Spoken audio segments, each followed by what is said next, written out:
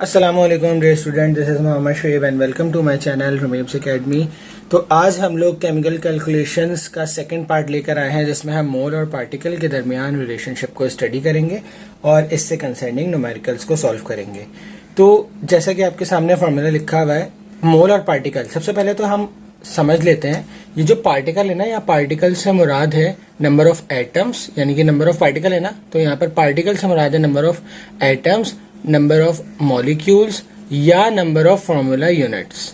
ठीक है, जो आपको क्वेश्चन में दिया जाएगा उसके हिसाब से हम वर्ड यूज करेंगे यहाँ पर न्यूमेरिकल्स के अंदर। अगर मिसाल के तौर पे कोई एटम दिया गया तो हम यहाँ यूज करेंगे नंबर ऑफ एटम, मॉलिक्यूल दिया गया तो नंबर ऑफ मॉलिक्यूल, और फॉर्मूला दिया गया तो नंबर ऑफ फॉर्मूला यूनिट। ठीक है, तो हमारे पास जैसे कि हमने पिछली वाली वीडियो में एक फॉर्मूला किया था, न्यूमेरिकल किया था, जिसमें था नंबर ऑफ मोल्स बराबर होता है नोन मास के या गिवन मास के, ठीक है, डिवाइडेड बाय मोलर मास के।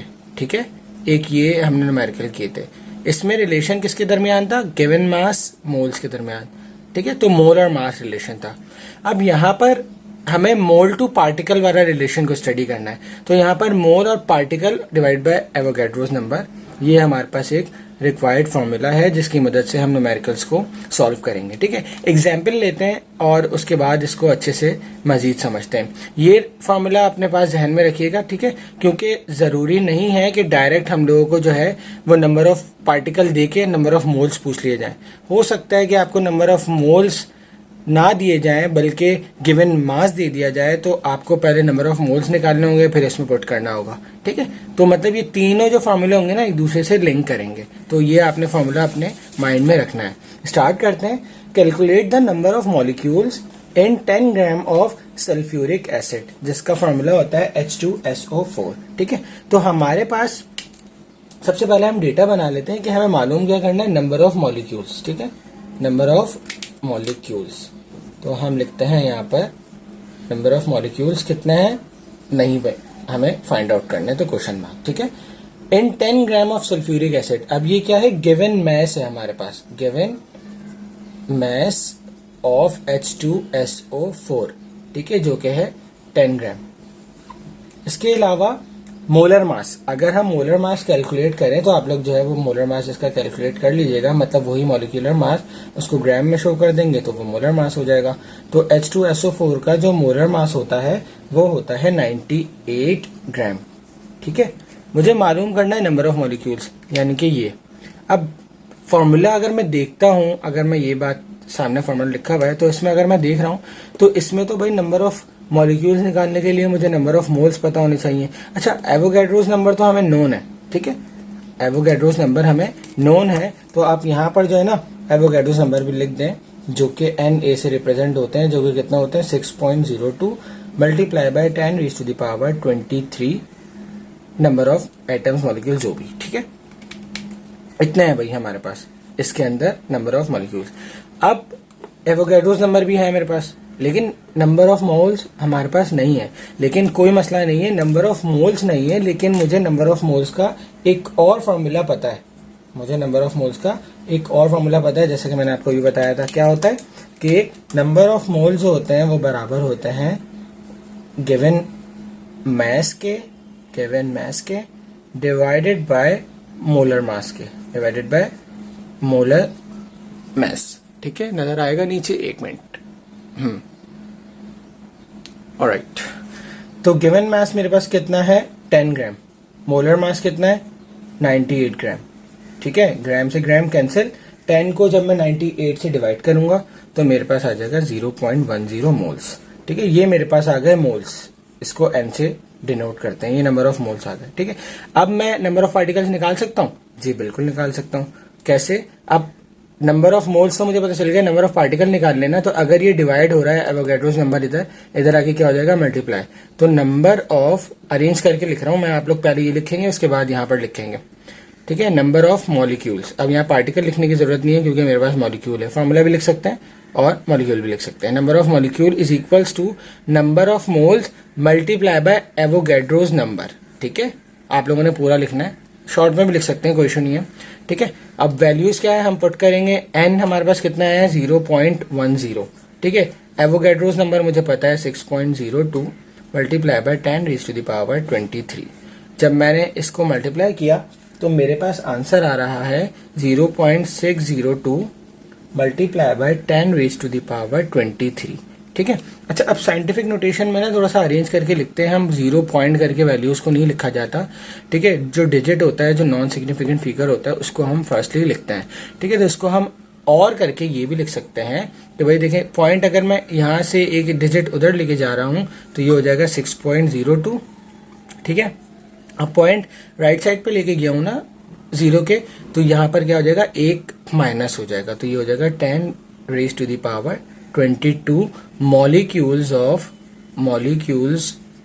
Of H2SO4। ठीक है, H2SO4, ये मेरे पास आ गया आंसर।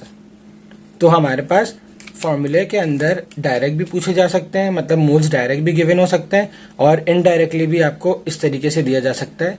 तो दोनों तरीके से आपको सॉल्व करना आना चाहिए।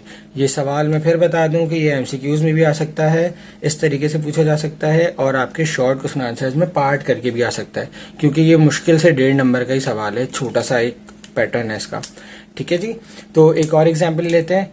तो एक और क्वेश्चन है हमारे पास कि calculate the number of atoms in 9 gram of aluminium. ठीक है, अब यहाँ पर मैं पार्टिकल की जगह एटम इस्तेमाल करूंगा। ठीक है, सबसे पहले हम डेटा बनाते हैं एज यूजुअल।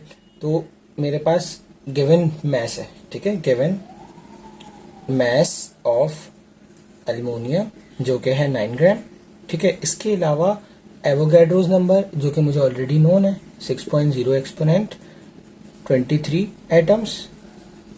ठीक है, इसके अलावा मुझे मोलर मास गिवन है, किसका गिवन नहीं है, मतलब नोन है, मोलर मास ऑफ एल्युमिनियम जो कि कितना होता है 27 ग्राम।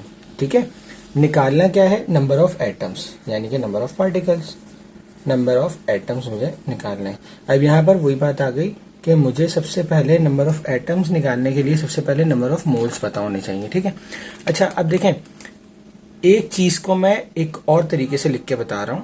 या तो आप सबसे पहले जो पहला वाला तरीका मैंने करवाया कि सबसे पहले आप नंबर ऑफ मोल्स निकाल लें वाला फॉर्मूला लगा के, उसके बाद इस वाले फॉर्मूले में पुट कर लें, या फिर आप इसी को नंबर ऑफ मोल्स वाले इस वाले फॉर्मूले को आप इसके अकॉर्डिंगली जो है वो चेंज कर लें। किस तरीके से कि जैसे नंबर ऑफ मोल्स आपको पता है क्या होते हैं, given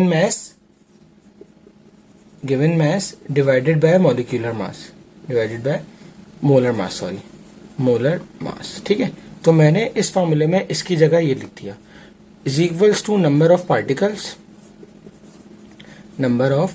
particles divided by Avogadro's number.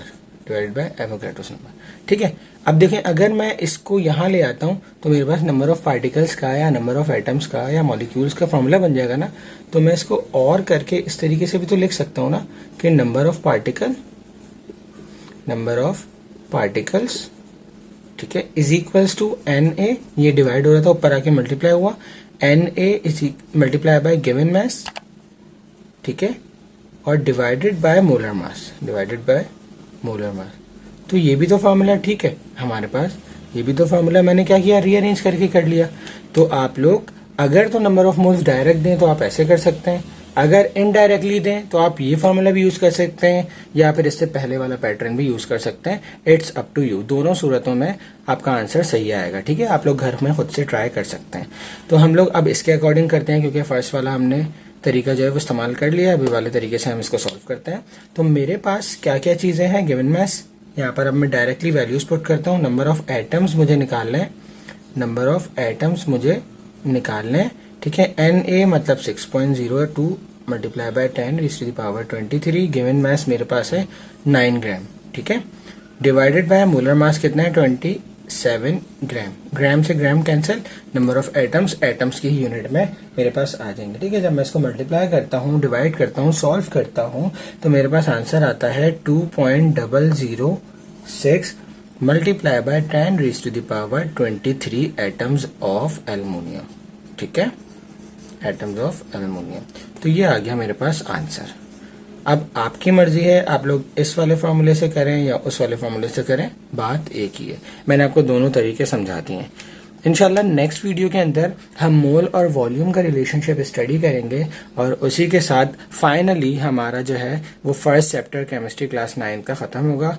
अपना बहुत सारा ख्याल रखिएगा। नेक्स्ट वीडियो में मुलाकात होगी। अल्लाह हाफ़िज़।